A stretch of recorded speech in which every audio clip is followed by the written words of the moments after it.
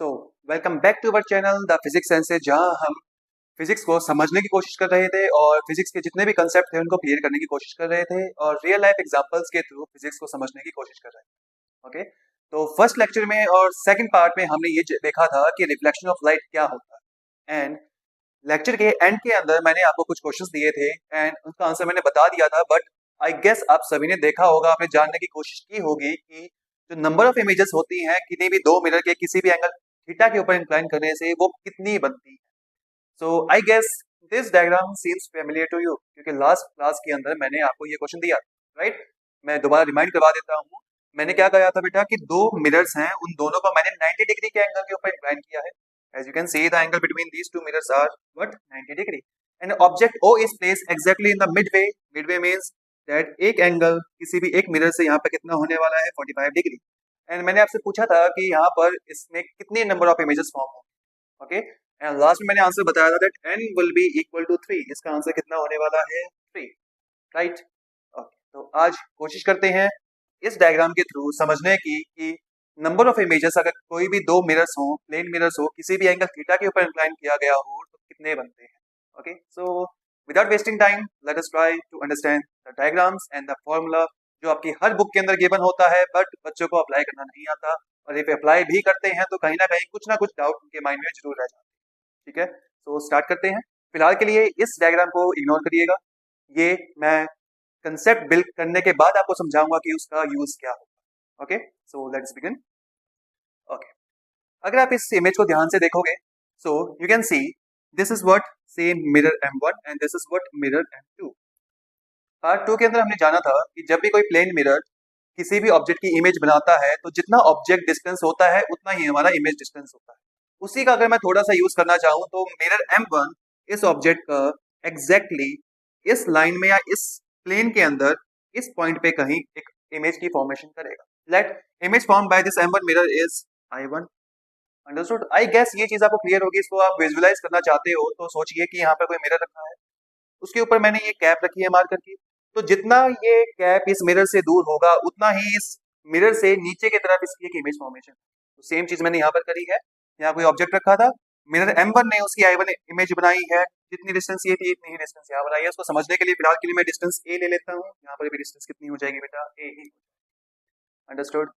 Similarly आप में से कुछ लोग कहेंगे सर यहाँ पर M2 मिरर भी रखा हुआ है। अगर M2 मिरर रखा है तो ऑब्जेक्ट की यहाँ से भी डिस्टेंस A ही होगा, और इतना ही A डिस्टेंस दूर यहाँ पर कहीं एक और इमेज बनेगी जो मिरर M2 बनाएगा, that will be I2। I guess यहाँ तक आपको चीजें क्लियर हो, क्योंकि अभी तक तो मैंने कुछ नया नहीं किया है, सिर्फ एक मिरर लिया है, कोई ऑब्जेक्ट लिया है, उस ऑब्जेक्ट की इमेज फॉर्मेशन करके दिखाई। अंडरस्टूड? अगर स्टिल आपके माइंड में कोई डाउट आ रहा है कि सर ये इमेज फॉर्मेशन कैसे हुई, सो लेट्स क्लियर दैट, उसको भी क्लियर कर देते हैं। ठीक है, फिलहाल के लिए इस A को भूल जाते हैं, इस मिरर M2 को मैं यहाँ से मिटा रहा हूँ। ठीक है, हम क्या करेंगे बेटा, मान लेते हैं इस ऑब्जेक्ट से एक लाइट इस तरह से इंसिडेंट हुई। दिस इज व्हाट एनी रे, कोई रे इस तरह से इंसिडेंट हुई है मिरर M2 के ऊपर। अंडरस्टूड? ओके, अब हमें क्या करना है बेटा, as you can see that mirror is an opaque object. Mirror opaque object होता है तो लाइट को अपने अंदर से ट्रांसमिट तो नहीं कर सकता, बट रिफ्लेक्ट बैक कर सकता है। अब हमें नहीं पता कैसे इमेज बनानी होती है, हमें सिर्फ इतना पता है कि रिफ्लेक्शन कैसे किया जाता है।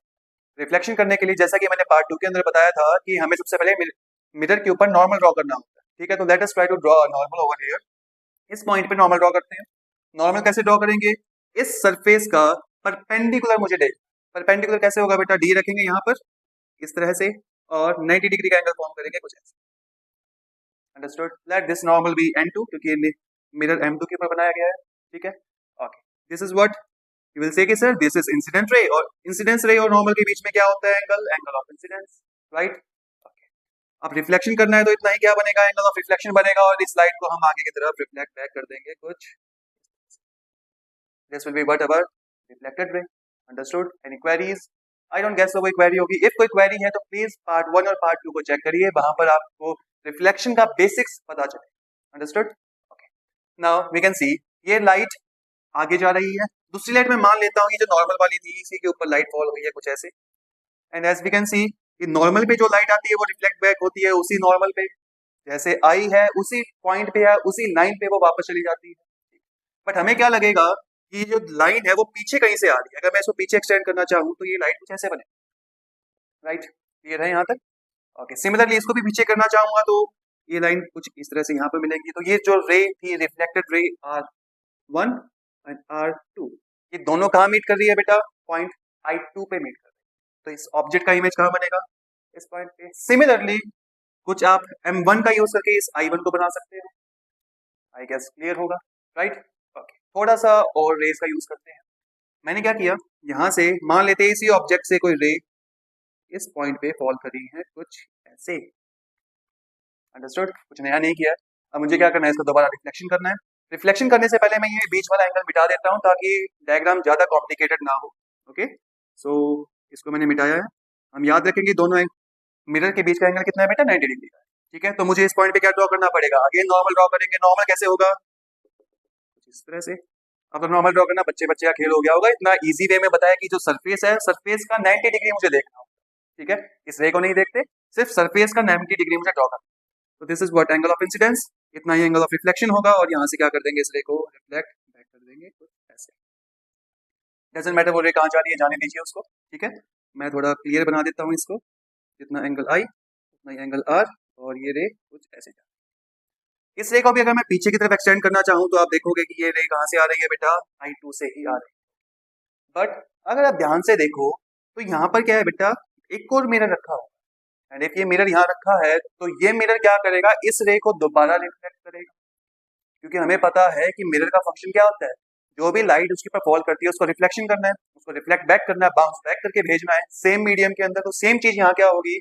मिरर M1 इस लाइट रे को रिफ्लेक्ट बैक क्या करेगा? रिफ्लेक्ट। अंडरस्टूड? सो रिफ्लेक्ट करने के लिए मैं क्या कर रहा हूँ, इस लाइन को दोबारा मिटा रहा हूँ। ये लाइन सिर्फ आपको समझाने के लिए थी कि जितना ऑब्जेक्ट यहाँ इतने डिस्टेंस पे उतना डिस्टेंस यहाँ नीचे भी होगा। ठीक है, अब मैं क्या करूंगा, इस पॉइंट पे इस रे का रिफ्लेक्शन करना है। रिफ्लेक्शन कैसे करेंगे देखते हैं। यहाँ क्या करेंगे, नॉर्मल ड्रॉ करेंगे कुछ ऐसे। इस केस में this will B angle of incidence, इतना ही क्या बनेगा बेटा? Angle of reflection. और यहाँ से रे क्या हो जाएगी? बाउंस बैक हो जाएगी कुछ इस तरह से। अंडरस्टूड? उस रे को मैं पीछे की तरफ कर देता हूँ थोड़ा, ताकि आपको चीजें अच्छे से समझ में आए। कोई क्वेरी यहाँ तक? आई गेस अभी तक कोई क्वेरी नहीं। क्लियर है यहाँ तक? बिल्कुल। अब मान लेते हैं ये ऑब्जेक्ट जो इसकी इमेज फॉर्म हुई थी I1, वहां से कोई रे इस तरह से आई होगी। आई नो थोड़ा सा कॉम्प्लिकेटेड होता है डायग्राम ये देखना, बट अगर आपको चीजें समझ में आ गई तो आगे आने वाले क्वेश्चंस को आप चुटकी बजाते ही कर लो, वो गारंटी मेरी। अंडरस्टूड? कोई रे यहाँ से आई है। अब मुझे क्या करना है बेटा? इसका रिफ्लेक्शन करना है। रिफ्लेक्शन करने के लिए नॉर्मल ड्रॉ करेंगे। एंगल ऑफ इंसिडेंस होगा इतना, एंगल ऑफ रिफ्लेक्शन होगा, यहाँ से इसको रिफ्लेक्ट बैक कर देंगे कहीं। अगर आप इसको पीछे एक्सटेंड करके देखोगे तो ये कहाँ से आ रहा होगा बेटा? पॉइंट, ये जो लाइन है वो कहाँ से आई होगी बेटा? I1 से आई। ठीक है, as now you can see इस रे का दोबारा मुझे रिफ्लेक्शन करना पड़ेगा, क्योंकि ये क्या है? मल्टीपल रिफ्लेक्शन होने वाला है। मल्टीपल रिफ्लेक्शन के लिए अगेन यहाँ पर नॉर्मल ड्रॉ किया जाएगा। नॉर्मल ड्रॉ करोगे this will be the angle of incidence. इस केस में इतना ही एंगल ऑफ रिफ्लेक्शन बनेगा। ये रे कुछ ऐसे जाएगी। अगर पीछे की तरफ एक्सटेंड करूं तो ये जो है कुछ कुछ इस पॉइंट पे आके यहाँ पर कहीं मीट करेंगे कुछ इस तरह से। क्या ये इमेज समझ में आई कैसे बनी है? तो क्या मैं कह सकता हूँ कि इन एक ऑब्जेक्ट की मेरे पास एक तो I1 इमेज बन रही है जो मिरर M1 ने बनाई, एक I2 इमेज बन रही है जो मिरर M2 ने बनाई, बट एक और इमेज यहाँ बन रही है I3 जो इन दोनों मिरर ने मिलकर बनाई। वो बनती कैसे वो मैं बता देता हूँ। जो यहाँ पर I1 इमेज बनी है वो ऑब्जेक्ट का काम करती है for the mirror M2। Repeating again that I1 image acts as a virtual object for the mirror M2।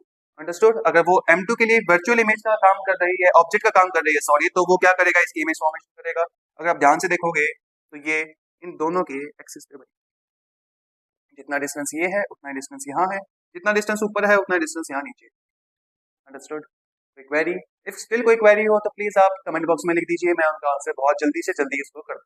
ठीक है, यहाँ तक समझ में आया? ओके, अब एक और चीज, छोटी सी चीज हमें जो देखनी है, ध्यान से देखिए, क्योंकि ये चीज समझ में आए तब जाके आपको वो डायग्राम समझ में आएगा और ये फॉर्मूला भी समझ में आएगा। ठीक है, क्या मैं कह सकता हूँ, थोड़ा सा सिंप्लीफाई करने के लिए मैं देख रहा हूँ सिर्फ ये वाली इमेज I1। क्या मैं कह सकता हूँ ये डिस्टेंस A है?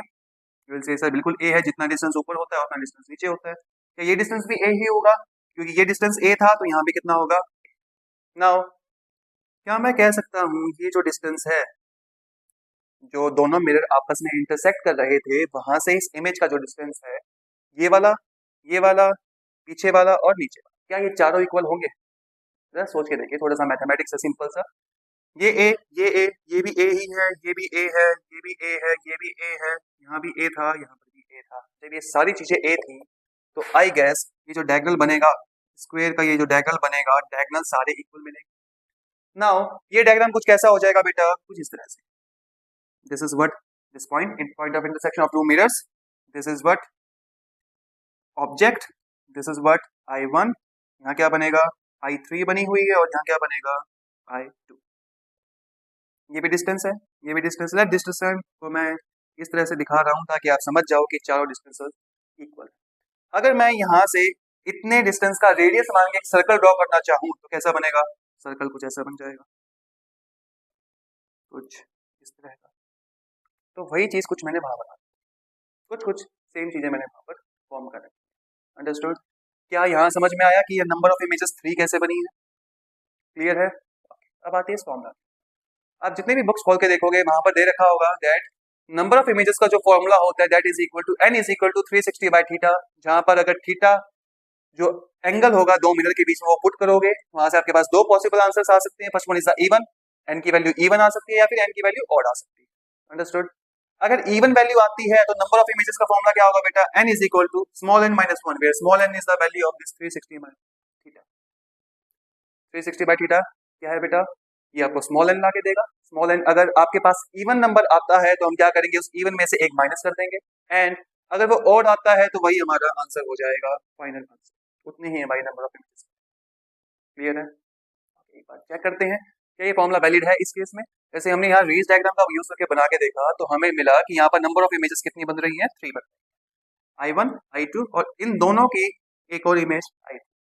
ठीक है, डोंट वरी अगर आप इसको कंफ्यूज हो रहे हो, आपको लग रहा है कि हम प्रैक्टिकली देख के ही इसको समझ सकते हैं, सो डोंट वरी, यहाँ पर आपको मैं एक इमेज अटैच कर दूंगा जहां पर आप देख सकते हो कि अगर आपके पास दो मिरर्स किसी भी 90 डिग्री एंगल के ऊपर रखे हुए हैं तो अगर एक ऑब्जेक्ट उसके एग्जैक्ट मिड में है तो उसके नंबर ऑफ इमेजेस 3 ही बनती है। Now let's check out this formula कि यह फॉर्मूला सही में काम करता है या नहीं करता। ओके, तो उसके लिए मैं फिलहाल इस पार्ट को रब कर रहा हूँ। ओके, नाउ मुझे बताइए कि यहाँ जो नंबर ऑफ इमेजेस थी कितनी बनी थी बेटा? 3। जब ऑब्जेक्ट कहाँ था? दो परपेंडिकुलर मिरर के बीच में। तो क्या मैं बोल सकता हूँ n की value is equal to 360 by theta होती है? कहेंगे सर हाँ बिल्कुल, यहाँ से हम निकाल सकते हैं, आपके सामने फॉर्मूला रखा हुआ है। थीटा की वैल्यू उस केस में कितनी थी बेटा? 90 डिग्री। यू विल से यस सर बिल्कुल 90 डिग्री था। दो जो मिरर्स थे उनके बीच में एंगल कितना था? 90 डिग्री। इस वैल्यू को यहाँ सब्स्टिट्यूट करो तो you will get n is equal to 360 degree divided by 90 degree, and when you will solve it you will get answer 4। 90 4 जा 360। अंडरस्टूड? अगर आप देखोगे तो यहाँ से n की वैल्यू क्या आ रही है बेटा? 4, जो कि क्या है? इवन है। तो मैंने अभी भी बताया अगर आपके पास आंसर इवन आता है तो the number of images will be equal to 4 minus 1 that will be equal to 3। वही चीज हमने रे डायग्राम्स के थ्रू देखी थी कि नंबर ऑफ इमेजेस कितनी आएंगी बेटा? 3 आएंगी। अंडरस्टूड? समझ में आया? अगर ये वैल्यू एग्जैक्टली ऑड नंबर आ जाती है, फॉर एग्जाम्पल अगर मैं ले लूँ कि यहाँ पर थीटा की वैल्यू है आपके पास 120 डिग्री, कितनी बेटा? 120 डिग्री। तो हम क्या करेंगे? यहाँ पर थीटा पुट करेंगे तो n की वैल्यू कितनी आएगी? 360 by 120 that will give n is equal to 3। तो कैपिटल n किसके इक्वल आएगा? 3। स्मॉल n की जो कितना आ जाएगा? 3। वहां पर आपके पास नंबर ऑफ इमेजेस डायरेक्टली कितने बन जाएंगे? 3। तो क्या कैसे ये फॉर्मूला क्लियर होगा? Okay, now you will say sir आपने यहाँ दो हैशटैग लगा रखे हैं, इनका क्या करना? और अगर ये फॉर्मूला इतना ही ईजी है, अगर ये फॉर्मूला इतना ही प्रैक्टिकली हम अप्लाई कर सकते हैं तो आपने वो रे डायग्राम्स के थ्रू हमें क्यों समझाया? रे डायग्राम्स का काम क्या था? तो बेटा उसको भी जानते हैं। मान लेते हैं आपके पास जो दो मिरर्स हैं वो किसी भी एंगल थीटा पे इंक्लाइन है और इस थीटा की वैल्यू मान लेते हैं कुछ, मान लो ऐसे है, these are the two mirrors. ये जो एंगल है वो मैंने आपको 11 डिग्री कितना दे दिया बेटा? 11 डिग्री। नाउ अब आप में से काफी बच्चे क्या करेंगे? You will say sir n is equal to 360 divided by 11। हम इसको सॉल्व करते हैं। अगर आप ध्यान से देखोगे यहाँ पर जो वैल्यू निकल के आएगी वो आपकी डेसिमल्स में आंसर निकल के आएगी। 360 बाय 11 आप प्रॉपरली डिवाइड नहीं कर सकते, कंप्लीटली डिवाइड नहीं होता और वहां पर आंसर आपका डेसिमल्स के अंदर निकल के आएगा। तो क्या आपकी फ्रैक्शन में इमेजेस बनती हैं? यू विल से नहीं सर, हमारी जो इमेज फॉर्म होती है वो इमेज किसको मानते हैं बेटा? जो प्रॉपर इमेज बने, complete point two point reproduction होता है हमारा। अंडरस्टूड? सो ये फॉर्मूला हम डायरेक्टली अप्लाई नहीं कर सकते, इसकी कुछ लिमिटेशंस है। पहले उस लिमिटेशन को जानते हैं, उसके बाद उस मेथड के ऊपर चलेंगे कि वो क्या होता है, ठीक है। फिर उस डायग्राम को समझेंगे कि वो डायग्राम एक्चुअली है क्या। आइए वापस, ओके, ये फॉर्मूला हमें कब अप्लाई करना है उसको देखते हैं। पहला, जब आपके पास 360 डिवाइडेड बाय थीटा, जो को मैंने n बोला है, अगर ये n की वैल्यू इंटीजर आ रही है, कैसी, अगर स्मॉल n की वैल्यू इंटीजर आ रही है तभी जाके आप इस फॉर्मूले को अप्लाई कर सकते हो, अदरवाइज ये फॉर्मूला अप्लाई नहीं होगा। What, point number one, if small n is equal to integer, अगर स्मॉल n की वैल्यू इंटीजर है तो ही आप इस फॉर्मूले को अप्लाई करोगे, अदरवाइज ये फॉर्मूला अप्लाई नहीं होगा। पॉइंट नंबर टू, ये जो ऑब्जेक्ट है, वो एग्जैक्टली मिड में प्लेस किया जाना चाहिए। मिड में प्लेस का मतलब, अगर आप उस डायग्राम को ध्यान से देखोगे, दो मिरर के बीच में ऑब्जेक्ट रखा हुआ है, बट ऑब्जेक्ट का जो एंगल है मिरर M2 के साथ, that one is beta, and mirror M1 के साथ वो कितना है बेटा, अल्फा है, ठीक है। अगर मैं कहूंगा alpha is equal to beta है, तब जाके आप इस फॉर्मूले को अप्लाई कर सकते हो, अदरवाइज वो फॉर्मूला अप्लाई नहीं किया जाएगा। अंडरस्टूड? कोई क्वेरी? एक कोई क्वेरी हो तो प्लीज कमेंट बॉक्स में लिखिए, मैं उसका आंसर जल्दी से जल्दी करूंगा। अंडरस्टूड? सो आई गेस ये दोनों पॉइंट आपको क्लियर होंगे। ये फॉर्मूला कब यूज करना है, कहाँ यूज करना है, आई गेस अब आपको समझ में आ गया होगा। एक और चीज बता देता हूँ, ये फॉर्मूला तब यूज होगा जब दोनों मिरर आपस में इंटरसेक्ट करेंगे। कैसे करेंगे बेटा? इंटरसेक्ट होगा तभी जाके आप इस फॉर्मूले को अप्लाई कर सकते हो। फॉर एग्जाम्पल, अगर मैं वही आपका सेम क्वेश्चन ले लूं कि दो मिरर आपके 90 डिग्री के एंगल पे रखे हुए हैं, तो क्या होगा? से this is mirror number 1 and this is the mirror number 2, this is M1, this is M2, और ऑब्जेक्ट आपका यहाँ कहीं रखा हुआ है। सो इस केस में होता क्या है बेटा, यहाँ से M1 इसकी इमेज बनाएगा इस साइड में, M2 इसकी इमेज बनाएगा नीचे की तरफ, बट जो वर्चुअल ऑब्जेक्ट वाला कंसेप्ट था यहाँ पर, वो इस केस में नहीं हो पाएगा। द रीजन बीइंग, कोई भी रे इधर आके आगे की तरफ यहाँ पे रिफ्लेक्ट नहीं हो पाएगी, एंड इफ रिफ्लेक्ट नहीं हो पा रही तो वहां पर हमारी इमेज फॉर्म होने का कोई भी चांस नहीं होता। तो यहाँ पर इस केस के लिए आपके पास नंबर ऑफ इमेजेस बनेंगी कितनी? 2, एक जो M2 ने बनाई और एक जो M1। क्लियर है? पक्का? आगे बढ़ूं? ओके, अब समझते हैं हमारा सर्कुलर मेथड की, और सर्कुलर मेथड एक्चुअली होता क्या है, इस सर्कल के थ्रू हम क्या समझाना चाहते हैं उसको एक बार देखें। ओके, मैं आपको वर्किंग रूल समझाऊंगा, मैं कोई कंसेप्ट में ज्यादा डीपली नहीं जा रहा हूँ, सिर्फ वर्किंग रूल करेंगे ताकि आप अगर क्वेश्चन आए तो उसको अटेम्प्ट कर पाओ, क्योंकि सीबीएसई में यहाँ से 1 नंबर का एमसीक्यू बनता है, बाकी जो एनडीए की तैयारी कर रहे हैं या कोई दूसरे कॉम्पिटेटिव एग्जाम्स की तैयारी कर रहे हैं, वहां पर यहाँ से क्वेश्चन बनने के चांसेस काफी ज्यादा। अंडरस्टूड? और फ्री के नंबर होते हैं क्योंकि बहुत ईजी कंसेप्ट। तो सॉरी फॉर द डिस्टर्बेंस बेटा, क्योंकि एक्चुअली हुआ क्या, माइक बीच में बंद हो गया, दैट्स व्हाई थोड़ा सा बीच में वीडियो में कट होगा, ठीक है। सो उसको इग्नोर करते हैं और दोबारा रिज्यूम करते हैं हमारे क्वेश्चंस को। हम थे इस डायग्राम के ऊपर, हमें समझना था कि डायग्राम एक्चुअली में है क्या, ठीक है। सो लेट अस कंसीडर, यहाँ पर जो अल्फा है और जो बीटा है, उनकी वैल्यू आपस में इक्वल नहीं। अगर ये दोनों वैल्यूज इक्वल नहीं होगी, दैट मीन्स जो ऑब्जेक्ट O है, जो मैंने इन दो मिरर्स के बीच में प्लेस किया है, वो इसके बीच में लाई नहीं करेगा, वो सिमेट्रिक नहीं होगा। अगर सिमेट्रिक नहीं होगा तो दैट मीन्स हम जो वो फॉर्मूला यूज कर रहे थे, बार बार यूज करते हुए आ रहे थे, उसको अप्लाई नहीं कर सकते। अंडरस्टूड? सो अब इसको समझने के लिए let us take the alpha is equal to 30 degree and the beta is equal to what, 20 degree. Alpha कितना ले लिया बेटा? 30 डिग्री, और बीटा कितना ले लिया? 20 डिग्री। क्योंकि अगर मैं अल्फा बीटा रख के सॉल्व कर पाऊंगा तो वहां पर अल्फा बीटा की टर्म आएंगे, you will be confuse, totally confuse कि सर वेरिएबल्स आती है, वेरिएबल देखते ही आप कहोगे कि सर हमें समझ में नहीं आ। तो मैं क्या कर रहा हूँ, यहाँ पर वैल्यूज ले रहा हूँ, अल्फा कितना ले लिया? 30 डिग्री, एंड बीटा कितना ले लिया? 20 डिग्री। तो एक बार इसको फॉर्मूले से करने की ट्राई करते हैं कि फॉर्मूला यूज करके हम इसको सॉल्व कर पा रहे हैं या नहीं कर पा रहे, ठीक है। So let us find out that n is equal to what, 360 divided by angle between them. If alpha 30 है, बीटा 20 है, तो कितना आएगा टोटल सम इसका? 50 डिग्री। सॉल्व करोगे तो n की वैल्यू जो है वो इंटीजर आई गेस नहीं आई। अगर इंटीजर नहीं आई तो आई गेस ये फॉर्मूला हम यहाँ पर यूज नहीं कर पाएंगे। अगर फॉर्मूला यूज नहीं कर पाए तो लेट्स फाइंड आउट कि कैसे हम नंबर ऑफ इमेजेस इसमें निकालते हैं, ठीक है। ओके, सबसे सिंपल वे में कर पाऊंगा, डोंट वरी, ठीक है। सो सबसे पहले हमें क्या लिखना है, यहाँ पे लिखेंगे नंबर डाल के दैट इमेज फ्रॉम, यहाँ लिखोगे मिरर 1, यहाँ क्या लिखेंगे? मिरर 2। अब करने को बेटा मैं डायरेक्ट डायग्राम में भी सिखा सकता हूँ, बट डायग्राम में अगर हम इसको सॉल्व करेंगे तो थोड़ा कॉम्प्लिकेशंस काफी हो जाएंगे, क्योंकि वहाँ बार बार मुझे एंगल लिखने पड़ेगा, और एंगल लिखने में आपको भी काफी प्रॉब्लम आएगी क्योंकि डायग्राम काफी ज्यादा कॉम्प्लिकेटेड हो जाए, ठीक है। सो स्टार्ट करते हैं that alpha is what, 30 degree, and beta is what, 20 degree. Alpha कितना है? 30 डिग्री है, बीटा कितना है? 20 डिग्री है। तो हम क्या करेंगे, यहाँ पर जो वैल्यूज लिखूंगा कि जो इमेज I1 कहाँ बन रही है, I2 कहाँ बन रही है, तो वो वैल्यूज में यहाँ लिखता हुआ चलूंगा ताकि आपको भी क्लैरिटी रहे। ठीक है, ओके, सो फाइंड आउट करते हैं। भूल जाओ यहाँ पे कोई दूसरा मिरर है, M2 है। मैं सिर्फ यहाँ देख रहा हूँ कि यहाँ पर मेरे पास क्या है, सिर्फ और सिर्फ मिरर M1। ठीक है, अगर सिर्फ M1 मिरर यहाँ पर प्रेजेंट है और ऑब्जेक्ट यहाँ पर है, तो मुझे बताओ अगर M1 से ऑब्जेक्ट 20 डिग्री एंगल ऊपर है तो इमेज कहाँ बनेगी। हमने पढ़ा है कि अगर 20 डिग्री ऊपर एक ऑब्जेक्ट रखा है तो इमेज कहाँ बनेगी बेटा, 20 डिग्री नीचे की तरफ बन जाएगी, मतलब इसके अंदर बनेगी। तो 20 डिग्री कहाँ बनेगा, कहीं यहाँ पर। तो यहाँ क्या लिख दिया मैंने, I1। ये एंगल कितना है बेटा यहाँ पर, 20 डिग्री। तो जो I1 यहाँ फॉर्म हुआ वो कितने पे बनी है, 20 डिग्री बनी। 20 डिग्री पे बनी है, किसने बनाई बेटा, M1 ने। ठीक है, ओके। अब M2 भी इस ऑब्जेक्ट की इमेज बनाएगा, कितना डिग्री पे। अगर ये ऑब्जेक्ट M2 से 30 डिग्री आगे है तो इसकी इमेज क्या बनेगी, 30 डिग्री पीछे की तरफ। तो क्या करेंगे, यहाँ लेके आएंगे और यहाँ क्या बना देंगे, I2 कितने डिग्री पे, 30 डिग्री के ऊपर। तो यहाँ क्या लिख रहा हूँ मैं, I2 मैंने कहाँ बनी है बेटा, 30 डिग्री के ऊपर बनी है। कहाँ से, मिरर M2 से। पहला पॉइंट क्लियर। M1 ने पहली इमेज बनाई 20 डिग्री पे, M2 ने दूसरी इमेज बनाई कितने पे, 30 डिग्री। अब भूल जाओ कि यहाँ पर M2 है, ऑब्जेक्ट है, और I1। सिर्फ देखो I2 और M1। ठीक है, किसको देखना है, I2 को और M1। क्या मैं कह सकता हूँ जो I2 इमेज है वो वर्चुअल ऑब्जेक्ट का काम करेगी for the mirror M1, right. Okay, अगर ये वर्चुअल इमेज का काम कर रही है, ऑब्जेक्ट का काम कर रही है M1 के लिए। अब ये देखो ये टोटल एंगल कितना है, M1 से इस I2 का टोटल एंगल कितना है, just look at it. This is what, 30 degree. 30 plus 30 60, 60 plus 20, 60 plus 20 is 80 degree. Okay, अगर 80 डिग्री अगर ये ऊपर इमेज है तो ये मिरर कहाँ बनाएगा इसकी इमेज, 80 डिग्री नीचे की तरफ। तो लेके आओ नीचे, नीचे ले आया मैं कहीं पर। मान लेते दिस इज I3। I3 की पोजीशन कहाँ है बेटा, I3 बन रही है मेरे पास 80 डिग्री के ऊपर।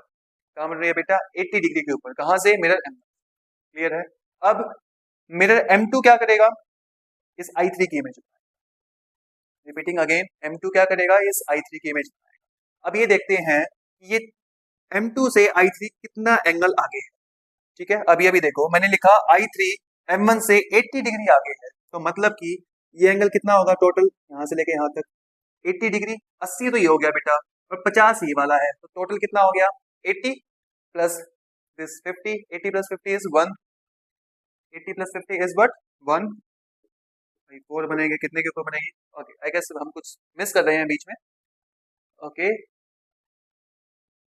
यस, हमने क्या किया बेटा, इस I1 की इमेज नहीं बनाई, पहले हम I1 की इमेज बनाएंगे, उसके बाद I3 के ऊपर जाते हैं। ठीक है, M2 के लिए I1 एक्ट करेगा एक वर्चुअल ऑब्जेक्ट के साथ, वर्चुअल ऑब्जेक्ट की तरह। वर्चुअल ऑब्जेक्ट कितना आगे है वो देखोगे, 30 प्लस 20 50, 50 प्लस 20 70 डिग्री। अगर 70 डिग्री आगे है तो ये क्या करेगा, इसकी इमेज बनाएगा कितना, 70 डिग्री पीछे की तरफ। 70 डिग्री पीछे कहाँ आएगा, यहाँ आएगा। कौन सी इमेज, I4 बन रही है कितने पे, 70 डिग्री के ऊपर। एक्चुअली मैंने I1 की इमेज मिस कर दी थी, दैट्स वाई पहले मैं I1 की इमेज। ठीक है, कितना पीछे आया बेटा, 70 डिग्री। तो ये कंप्लीट एंगल कितना, यहाँ से यहाँ तक 70 डिग्री। तो 70 डिग्री मैंने यहाँ पर।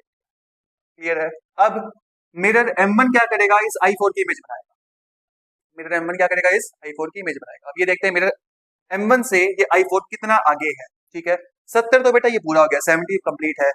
30 ये, 20 ये, तो 70 plus 30 100, 100 plus 20, 100 plus 20 is 120 degree. ठीक है, अब ये क्या करेगा, 120 डिग्री पीछे की तरफ एंगल बनाएगा। 120 डिग्री मान लो यहाँ कहीं आ रहा है, तो यहाँ क्या बनेगी, नेक्स्ट इमेज बनेगी कौन सी, I5। कितने एंगल के ऊपर, 120 डिग्री के ऊपर। तो मैं क्या करूंगा, I5 बनी मेरे पास कितनी, 120 डिग्री के। क्लियर है, क्वेरी पक्का। Okay. तो अब देखते हैं I6 कहाँ बनेगा। अब ये क्या करेगा, मिरर M2 इस I3 की इमेज। ठीक है, M2 क्या करेगा, I3 की इमेज देखो। अब I3 देखो कितना आगे है, ये एंगल कितना था यहाँ पर, हमने लिखा I3 का कहाँ पर बना है, 80 डिग्री पे। तो ये पूरा कितना है, 80। ये 80, ठीक है, यहाँ से लेकर यहाँ तक है।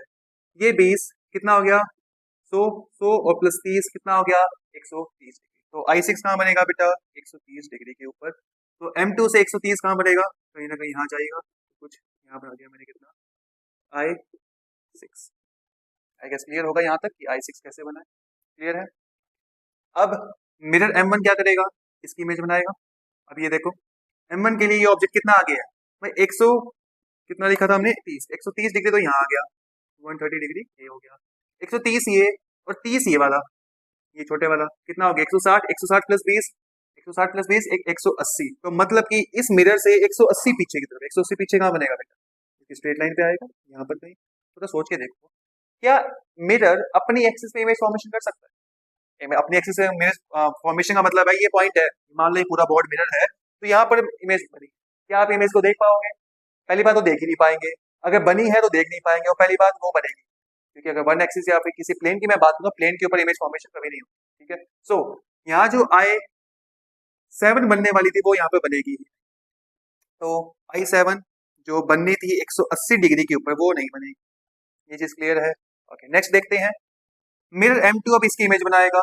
अब ये कितना आ गया, 120 तो ये था, प्लस 30, 150 प्लस 20, 170, तो 170 डिग्री कहाँ बनेगा इससे भाई, यहाँ पर क्या बना, I7 मेरी नहीं बनी तो I8 बनी, कहाँ पर I8 कहाँ बनी है बेटा, 170 डिग्री, क्लियर है।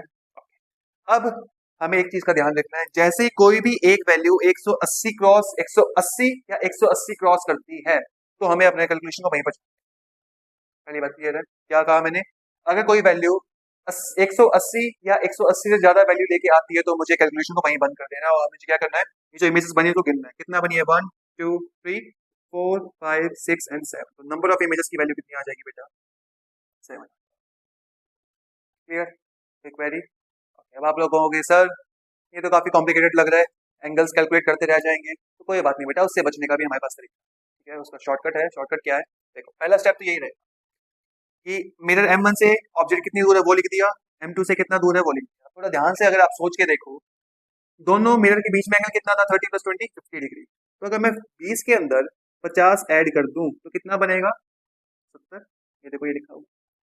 सिमिलरली 30 के अंदर मैं 50 ऐड कर दूं तो कितना बनेगा, 80, 80 में अगर मैंने दोबारा 50 ऐड किया तो कितना बनेगा, 130, 70 में 100 दोबारा 50 ऐड किया तो कितना बनेगा, 120, 120 में से 50 ऐड करिए तो कितना बना, 170, 130 में 50 ऐड किया तो कितना बना। तो हम क्या करते हैं, पहली इमेज कहाँ बनी है वो लिखते हैं, फिर इनके बीच में क्या ऐड करते हैं, जो एंगल बिटवीन द मिरर्स, दो मिरर के बीच में जो एंगल का जो सम है उसको यहाँ पर हम ऐड करते हुए चलते हैं, और जब लास्ट चेक करेंगे ये वाली वैल्यूज, ठीक है। अगर 180 या 180 से ज्यादा वैल्यू आ रही है तो वो तो बनेगा ही नहीं, तो मैं देखूंगा दूसरा, यहाँ तक क्लियर है। तो एक क्वेरी कितनी बनी, 7। अब इसमें एक और छोटा सा हमें और काम करके देखना होता है, ठीक है। वो काम क्या है बेटा, ये जो इमेज है ना ये वाली, इसको और इसको क्या करोगे, ऐड करोगे, तो क्या बना, 170 प्लस 120।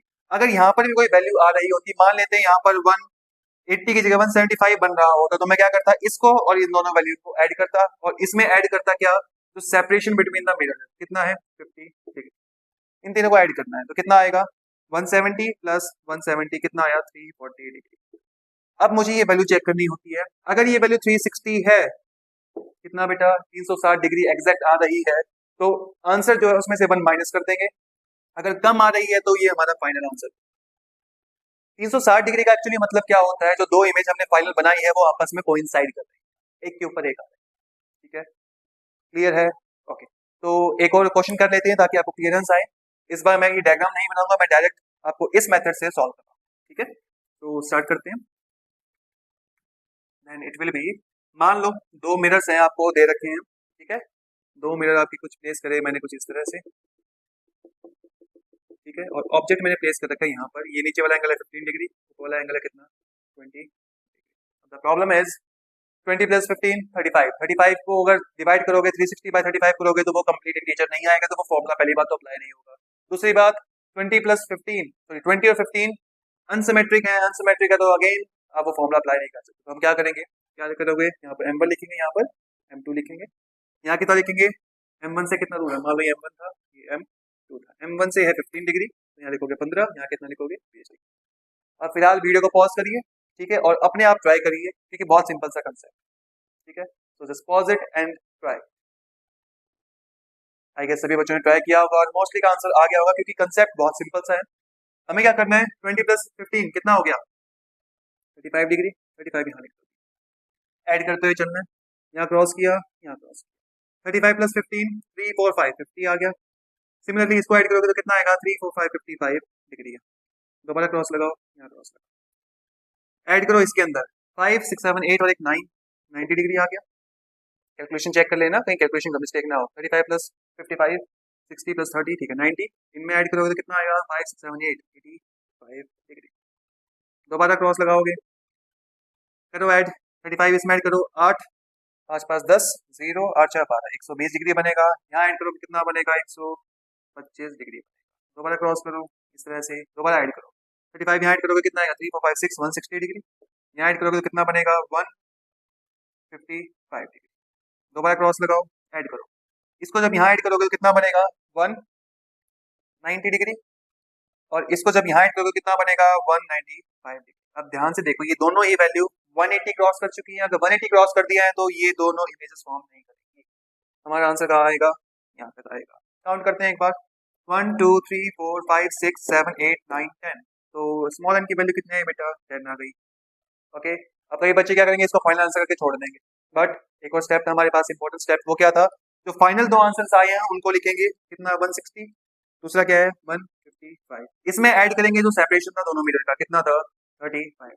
ऐड करो, 5 5 10, कितना आया 5 6 6 6 12 13 14 15, तो कितना आएगा 350 डिग्री, 350। अब ये 360 से कम है तो हमारे पास कोइंसाइड नहीं होगा, कोइंसाइड नहीं होगा तो this will be our final answer. ठीक है, एक बार कैलकुलेशन दोबारा चेक कर लेते हैं कि कैलकुलेशन एरर ना हो। 35 प्लस 15 50, ऐड किया 55, 55 प्लस 690 90, और यहाँ कितना होगा, एक कम होगा, 5 कम होगा तो 85, 85 8 10 11 12 120, यहाँ 5 ऐड कर देंगे 125, 125 में ऐड किया 3 2 5 6 160, यहाँ पर कितना बनेगा 103 2 5 155। ठीक है, इनको दोबारा लिखा है 160, ठीक है 350। तो अब ये वैल्यू 360 से कम है तो हमारे पास फाइनल आंसर कितना आएगा बेटा, 10। ठीक है, तो नंबर ऑफ इमेजेस कितनी होगी यहाँ पर, 10। आई गेस आपको आज जो हमने लेक्चर में करा है कि number of images form by two mirror when they are inclined at any angle, वो आप निकाल पाओगे। अंडरस्टूड।